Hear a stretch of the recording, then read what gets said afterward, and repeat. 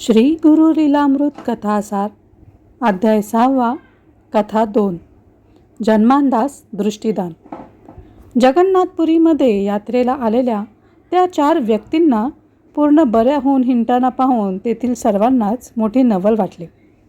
त्यांना जीवदान देणाऱ्या त्या वृद्ध यतीबद्दल लोकांच्या मनात पूज्य भाव, भक्ती व श्रद्धा निर्माण झाली। लोकांना ते अवतारी महात्मा वाटू लागले। जगन्नाथाच्या दर्शनास येणारी मंडळी श्री स्वामींच्या दर्शनास गर्दी करू लागली। पुढे एके दिवशी एक ब्राह्मण त्यांना भेटावयास आला। त्याला जन्मापासून अंधत्व होते। तो दर्शनास येताच महाराजांच्या चरणी नतमस्तक होऊन म्हणाला, प्रभो, आपल्या कृपादृष्टीने चौघांना आरोग्य लाभले असे ऐकले आणि त्वरेने आपल्या चरणी आलो। आपण नारायण स्वरूप आहात, योगेश्वर आहात, जगत कल्याणासाठी अवतरला आहात, म्हणून माझ्या मनात तुमच्या दर्शनाची तीव्र इच्छा आहे, ती पुरवण्याची कृपा करा। तेव्हा त्याचा भाव पाहून स्वामींनी स्वतःच्या गळ्यातील हार काढून त्यांच्या अंगावर फेकला। त्याने तो हार महाप्रसाद समजून आपल्या मस्तकाला आणि डोळ्यांना लावला, तोच त्याला दृष्टी प्राप्त झाली। त्यावेळी श्री स्वामी समर्थांनी दोन्ही हात कमरेवर ठेवून त्याला दर्शन दिले।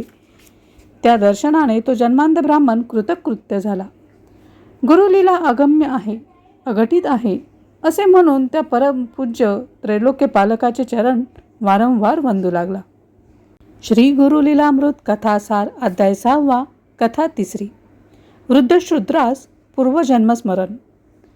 त्याच वेळी शूद्र जातीचा एक वृद्ध गृहस्थ तेथे आला आणि श्री स्वामींना साष्टांग दंडवत घालून म्हणाला, महाराज, माझी पत्नी कोठे हरवली आहे तेच समजत नाही। गेले 8 दिवस मुलांना सांभाळून आणि तिला शोधून मी पुरता थकून गेलो आहे। तरी कृपा करून तिची व माझी भेट घडवा। हे ऐकून स्वामी म्हणाले, वृद्धापकाळ येऊनही तुझ्या मनातील स्त्री लोलुपता पाहून मला मोठे नवल वाटत आहे। तुझ्या वासनांचा क्षय कधी होणार? तू इंद्रियांना कधी जिंकणार? तू कोण आहेस, कोठून आला आहेस आणि पुढे तुला कोणती गती मिळणार याचा विचार तू कधी करणार? तू पूर्वीचा तेली माझा दास असूनही तुला माझी ओळख कशी पटत नाही? मग त्यांनी चिमूटभर भस्म एका मनुष्याच्या हाती देऊन ते त्या वृद्ध शूद्राच्या मस्तकी लावावयास सांगितले। तेव्हा त्या भस्माचा स्पर्श होताच त्या शूद्राला त्याच्या पूर्वजन्माचे स्मरण झाले। त्याने धावत जाऊन श्री स्वामींचे चरण धरले आणि सद्गतीत होऊन म्हणाला, मायबापा, मी तेली अप्पा, तुमचा परमभक्त, आपण माझा अव्हेर का केलात? कशाला या संसाराच्या खोटा टोपात पाडलेत? मी त्रिविध तापांनी पुरता गांजून गेलो आहे, मला सोडवा, माझ्यावर कृपा करा। तेवढ्यात त्या वृद्धाची पत्नीही तेथे आली आणि आपल्या पतीला पाहून त्याच्या गळ्यात गळा घालून रडू लागली। आपल्या मुलांना कडेवर घेऊन त्यांचे कोड कौतुक करू लागली। तेव्हा त्या तेल्याने तिला समर्थांना नमस्कार करावयास सांगितला। तिने नमस्कार करताच तिलाही तिचा पूर्वजन्म आठवला। मग त्या दोघांनीही श्री स्वामींना आता आपला वियोग घडू नये, आम्हाला मोक्ष द्या अशी विनंती केली।